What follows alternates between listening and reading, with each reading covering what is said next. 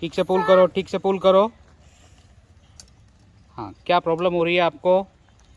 Sir ये बहुत tight है, आप इसे ठीक कर लो। क्या ठीक करना है इसको? ये बहुत टाइट लग रहा है मुझे। ओके, टाइट लग रहा है क्या? ठीक है, चलो देखते हैं।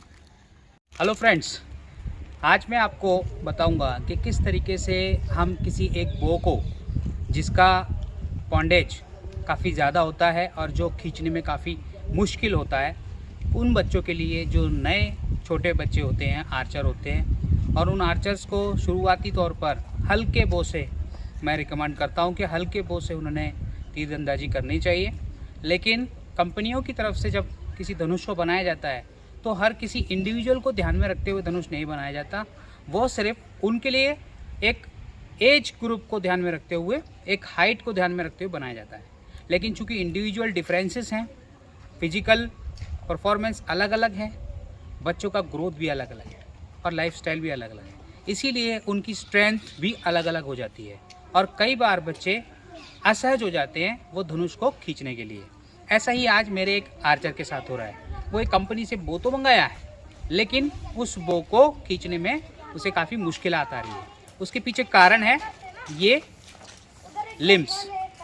तो फ्रेंड्स, मैं आपको आज बताने वाला हूँ कि किस तरीके से हम इस प्रॉब्लम का सॉल्यूशन निकाल सकते हैं। ये प्रॉब्लम तो है, आप इसे बार बार कंपनी में नहीं भेज सकते क्योंकि आपको कुरियर चार्जेस लगेगा और वो टाइम भी कंज्यूम करेगा और एक्स्ट्रा चार्जेस आपको भरने पड़ेंगे। लेकिन अगर आप थोड़ा सा कोशिश करें तो आप इसे भी घर में कर सकते हैं। मैं रिकमेंड करूंगा कि किसी प्रोफेशनल आर्चर या किसी प्रोफेशनल कोच के मदद से ही इस तरीके की एक्टिविटी आप कर पाएँ। अदरवाइज़ अगर आप इसे घर में करने की कोशिश करेंगे खुद, तो हो सकता है कि इसका नुकसान भी हो जाए। इसलिए किसी प्रोफेशनल्स की मदद ज़रूर लें। तो मैं आपको गुरु द्रोणा आर्चरी जालना की तरफ से मैं आज आपको एक प्रोफेशनल टिप्स देने वाला हूं कि किस तरीके से आप इंडियन बो के लिम्स को पतला कर सकते हैं, किस तरीके से आप इनकी पॉन्डेज को कम कर सकते हैं। तो चलिए मेरे साथ मेरे वर्कशॉप में, और वहाँ जाके हम देखेंगे कि इस बो की पॉन्डेज हम किस तरीके से कम कर सकेंगे।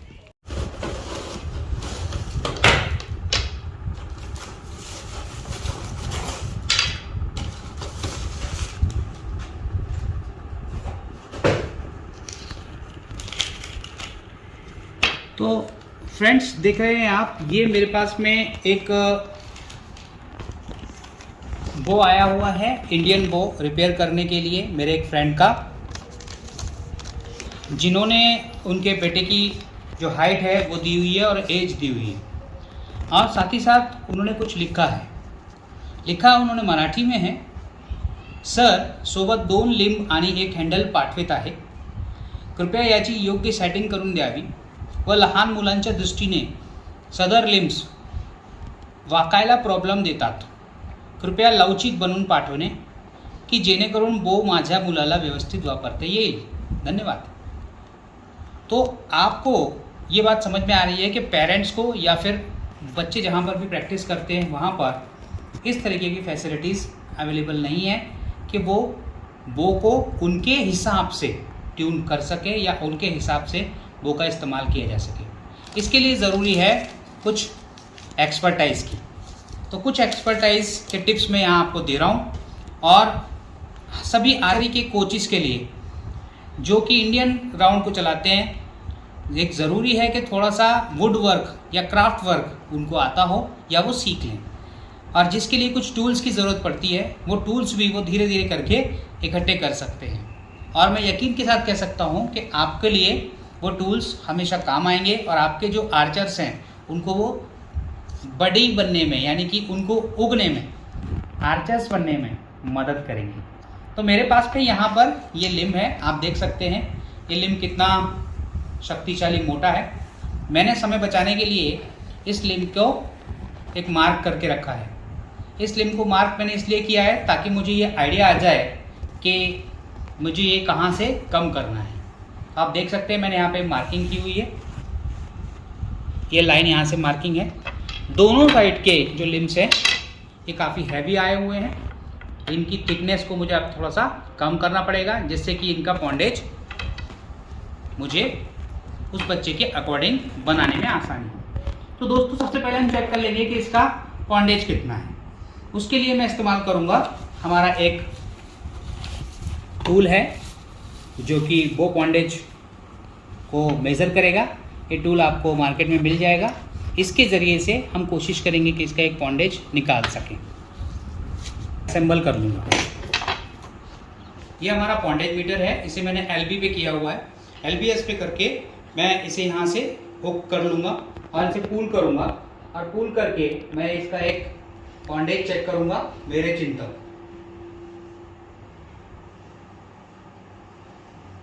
अब इसका जो पॉन्डेज है वो यहाँ पर मुझे मिला है 20.52।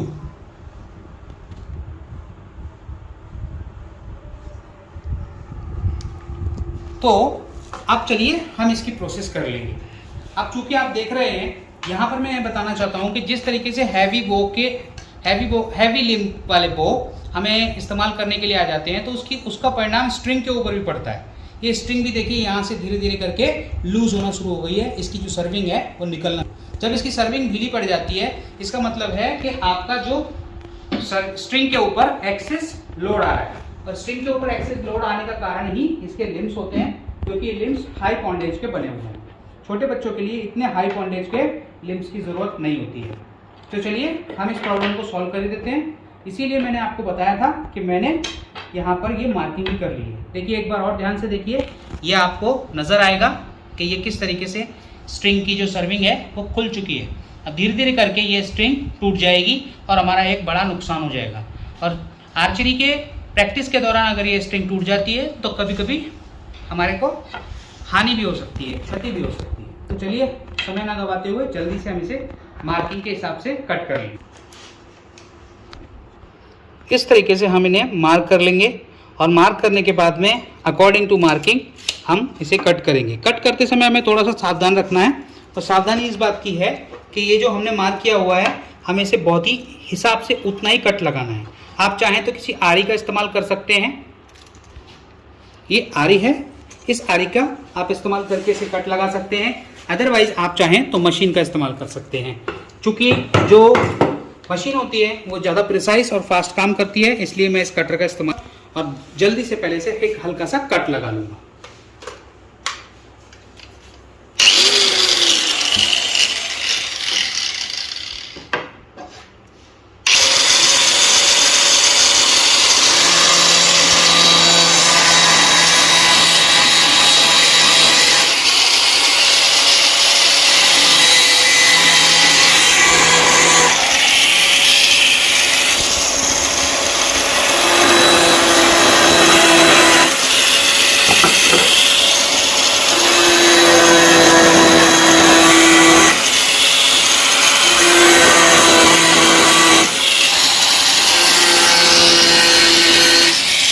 तो फ्रेंड्स देख रहे हैं आप, मैंने यहाँ पर दोनों साइड से, अपर साइड से, लोअर साइड से, दोनों साइड से, सेंटर से यहाँ पे कट लगा लिए हैं और ये कट मैंने दोनों लिम्स पे लगा लिए हैं।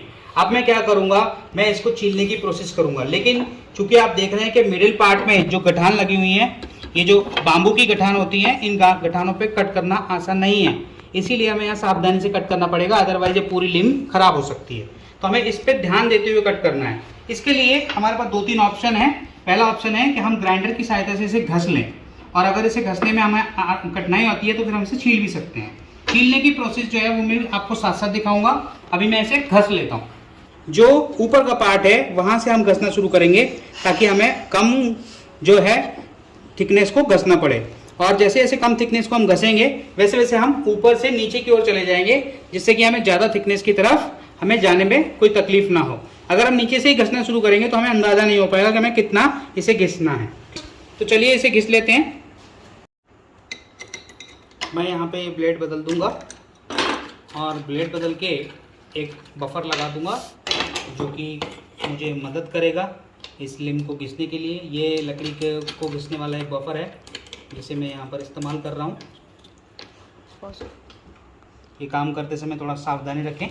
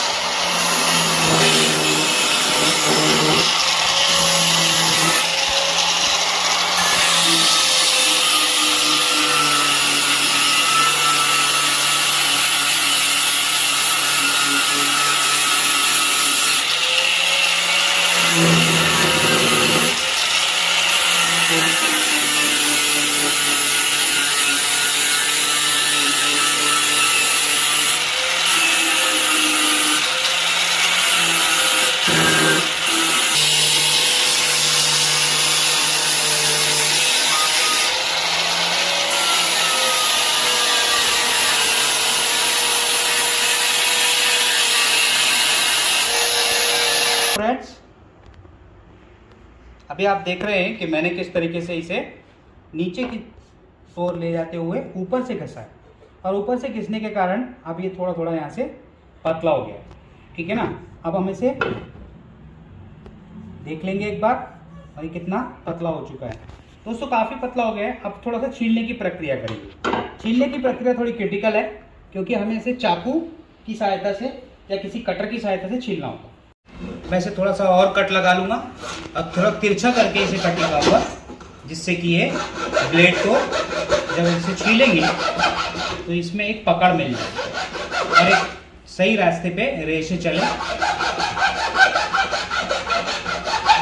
ये ट्रिक बहुत ज़रूरी है दोस्तों, क्योंकि ये है बाम्बू और ये सीधे रेशों से बना हुआ होता है। इसे अगर कट करना है तो थोड़ा सा तिरछा करके आप इसे छील सकते हैं आसानी से। ये मैंने एक हल्का सा इसमें ग्रूव बना लिया है।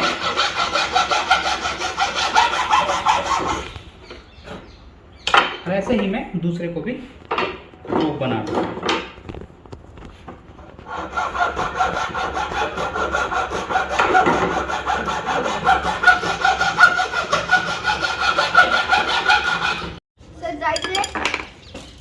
हाँ घरी जा। जय हिंद। जय हिंद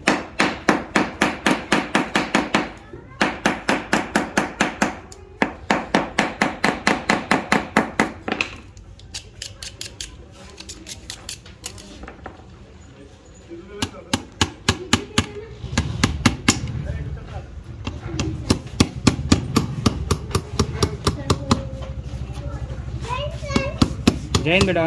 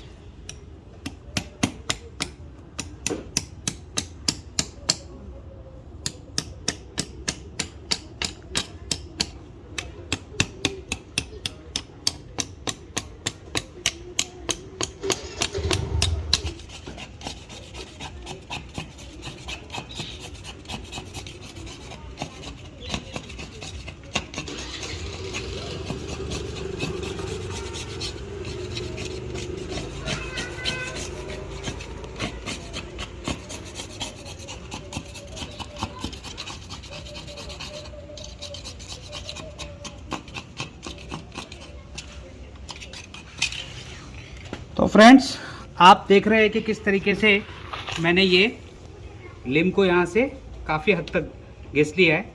फिर भी थोड़ा थोड़ा यहाँ पर थिकनेस दिखाई दे रहा है। इसको भी हम अच्छे तरीके से किसी कटर की सहायता से इसे हम साफ़ कर लेंगे। ये देखिए, क्योंकि हमने यहाँ कट लगाया हुआ है तो इसके ऊपर ये जाएगा ही नहीं। ये फ़ायदा है इस कट को लगाने का। और आप जब कभी ये काम करें तो थोड़ा सावधानी से करें, ठीक है ना, जिससे कि आपका लिम डैमेज ना हो और आपका जो पॉन्डेज, जो आपको डिज़ायर्ड पॉन्डेज चाहिए, वो आपको यहाँ से मिल जाएगा। और क्योंकि ये बाम्बू बना हुआ है इसीलिए आपको उंगलियों को लग सकता है, तो थोड़ा ध्यान रखें। अब इसी तरीके से मैं दूसरा लिम को भी कर लूँगा। ये हमारी दूसरी लिम है।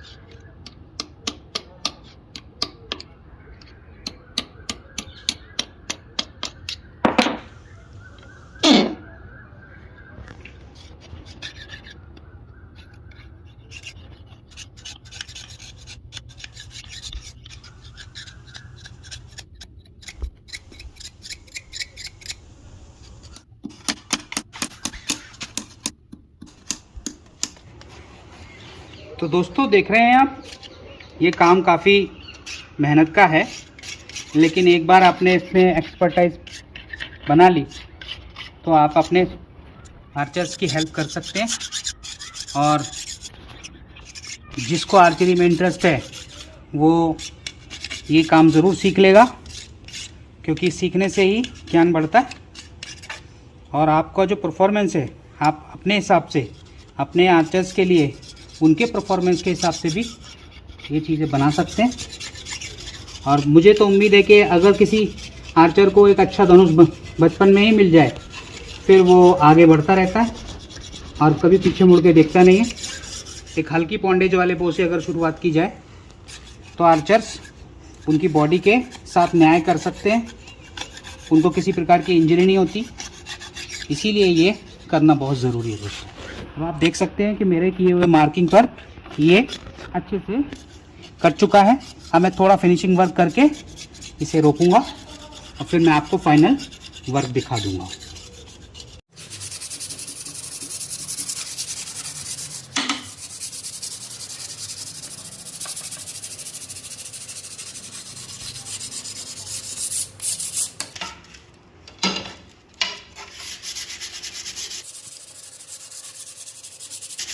इस थोड़े सरफेस को मैं अब साफ़ कर लूँगा। अब देखिए फ्रेंड, अभी ये मेरा लगभग काम हो गया है। मैंने दोनों ही एजेस एकदम फिनिश कर लिए हैं और आप देख सकते हैं कि ये देखने में काफ़ी इक्वल लग रहा है। और यही इसकी बारीकियां हैं जो हमें थोड़ा ध्यान रखना पड़ता है, क्योंकि यहाँ फांस होती हैं।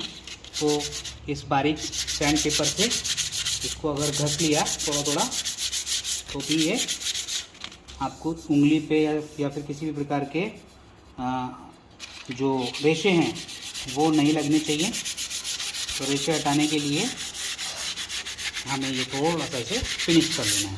अब ये फिनिश हो गया है। अब हम क्या करेंगे, चेक कर लेंगे कि इसकी कितनी पॉन्डेज हो गई है।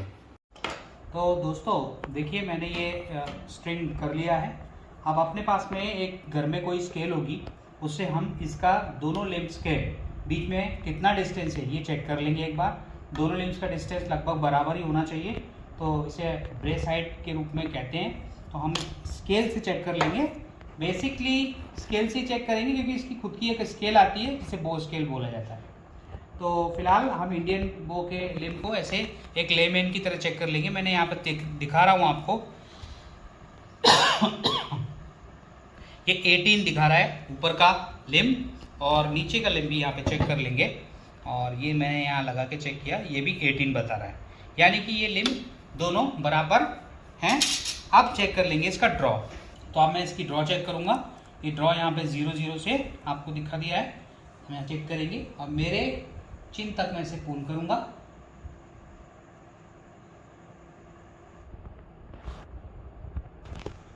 इसकी ड्रॉ 14.50 हो गई है। तो उम्मीद करता हूँ आपको ये वीडियो ठीक लगा होगा, और अगर आपको ये वीडियो पसंद आएगा तो इसे ज़रूर शेयर, लाइक और सब्सक्राइब मेरे चैनल को ज़रूर कीजिएगा दोस्तों। ऐसे ही नए नए वीडियो में लेके आता रहूँगा। हाँ, जाने से पहले मैं आपको एक और बात बता दूंगा कि जो लिम्ब्स हमने घिसे हैं उनको हमें थोड़ा सा पॉलिश करना भी ज़रूरी है, क्योंकि ये लिम्ब्स मॉइस्चर पकड़ लेंगे। अगर आपको बचाना है इन्हें मॉइस्चर से तो घर में या तो किसी वैक्स पॉलिश को आप इस्तेमाल कर सकते हैं, अदरवाइज़ मार्केट में से आप एक ये वुड फिन नाम की पॉलिश आती है, इस पॉलिश का इस्तेमाल कर सकते हैं, जिससे कि इसके ऊपर आप 2 कोड में लगा दें और धूप में सुखा दें। उसके बाद आपका ये लिम्ब रेडी है। तो चलिए मैं इसको पॉलिश लगा लूँगा।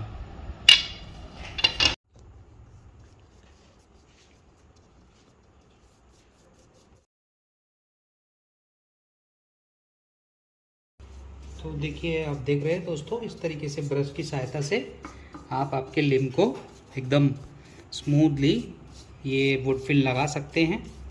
और ये एक तरीके का जो है केमिकल है, जो कि जिसे हम वार्निश के नाम से भी जानते हैं, जो ख़ास तौर पे लकड़ी के लिए बनाया गया है।